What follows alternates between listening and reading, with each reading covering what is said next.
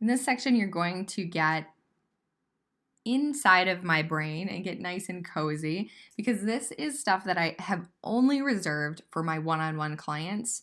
And even for them, I used it for my own purposes for developing their brand and didn't often share all of the methodology behind it. And I certainly have not shared it in any free content. So you are getting the inside scoop. When I think about the hero archetype and any of the archetypes, it's really helpful for me to identify the subtypes underneath it to make it an even more precise and useful tool for me.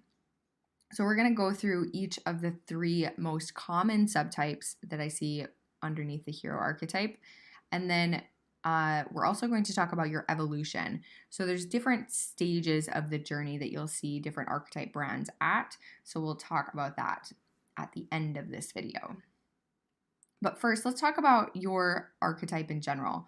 So your archetype is really good for brands that the ideal clients they're trying to attract, they are up against big challenges in their lives. They need support, accountability, and motivation. They are equipped to deal with these challenges as long as they take action and have your support. They aren't broken. It's also good for brands that have products or innovations that have a major impact on the world. So if you're fighting for a noble cause, say like clean energy, disadvantaged people in countries that aren't as blessed as ours, things where you're fighting for a cause through your products or innovations are perfect for the hero archetype. Also, if you have products or services that help people perform at their upper limits. So you see this in the coaching industry with people who coach high performers or who coach athletes. This is very much on brand for you to help people reach their potential and to do the best that they can. If you're addressing a major social problem and asking people to step up to the plate and address it, this is also a great archetype for you. And if you have a clear opponent or competitor that you want to beat, or, and related to this, maybe you're the underdog, or maybe you're fighting for the underdog. You see this a lot in, like the rental car industry. There's Avis, which is, I believe, the #1 rental car.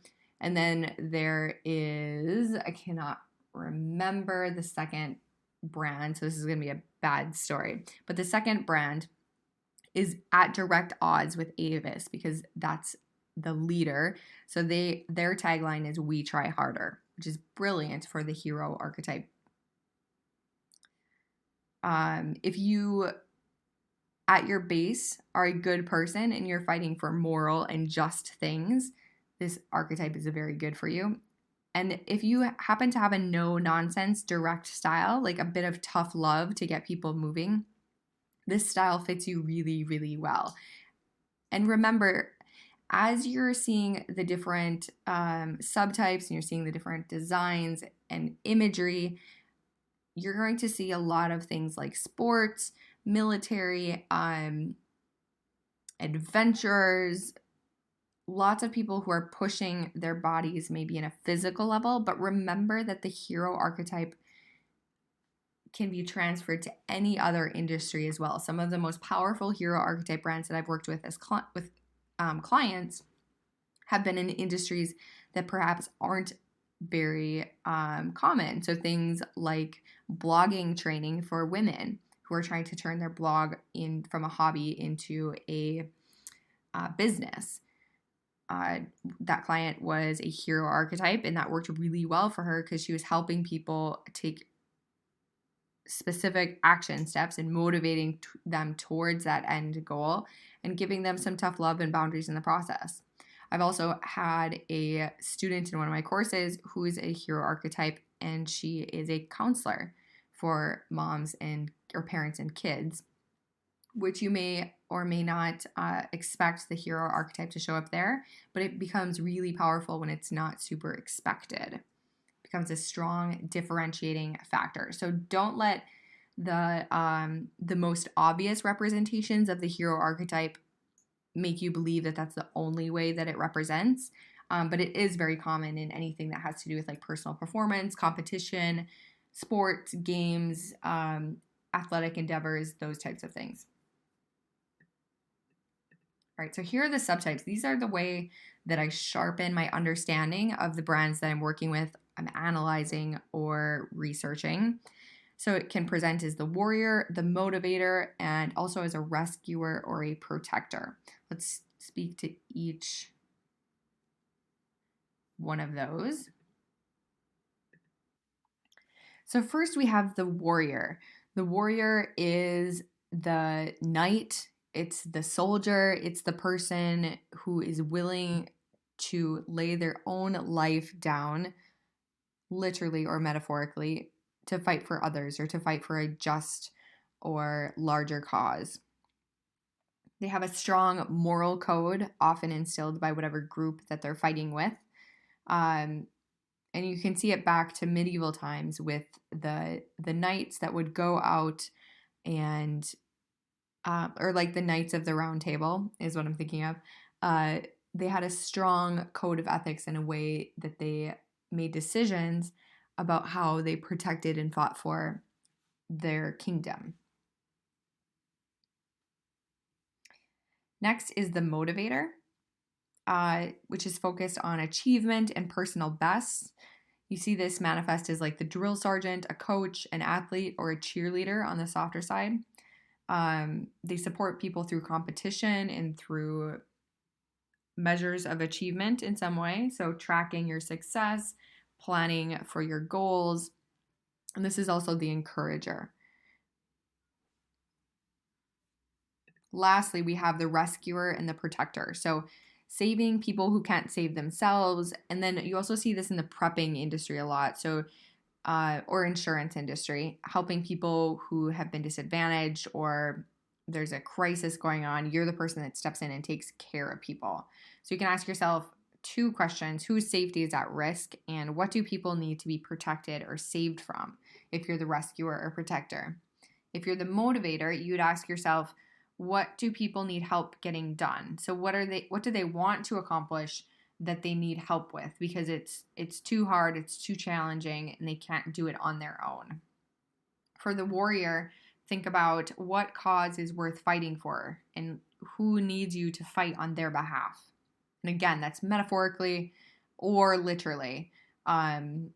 Literally in the case of like the brand of perhaps like the US Army, metaphorically for advocates or people who are fighting for ideas or civil rights, that type of thing.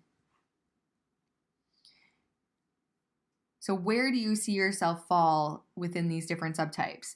Is there perhaps another shade of gray or another type that isn't exactly here that you resonate with more? This is going to help guide more of your decisions as you go down the road to have this very specific character in your mind of that your brand plays and how you interact with people, what the ultimate goal is for your brand. Next, let's look at the evolution. So the rest of this content in this entire course has been the result of years of research and my own experiences developing brands, but this particular page comes directly from Carol S. Pearson's book. So I want to give credit where credit is due. But it was too good of a teaching moment to pass it up. So there's different evolutions of the hero archetype, and take note of where you see yourself in this spectrum. So level 1, you fight for yourself or for others to win or prevail, and anything goes. So you're willing to do whatever it takes to protect or fight for the people that you love or that you care for. Level 2 is a principled fight for self or others. So you abide by the rules of a fair fight or competition, and you perhaps have an altruistic intent. You're doing something for the greater good. And then level 3 is forthright assertiveness, fighting or competition for what really matters, not simply for personal gain, little or no need for violence, and a preference for win-win situations. You air your conflict honestly. There's an increased level of communication and honesty. So where do you see your brand in this spectrum. And there's not necessarily one being better than the other. It's just being aware of the character that you are playing in your ideal customers and clients' lives so that you can make this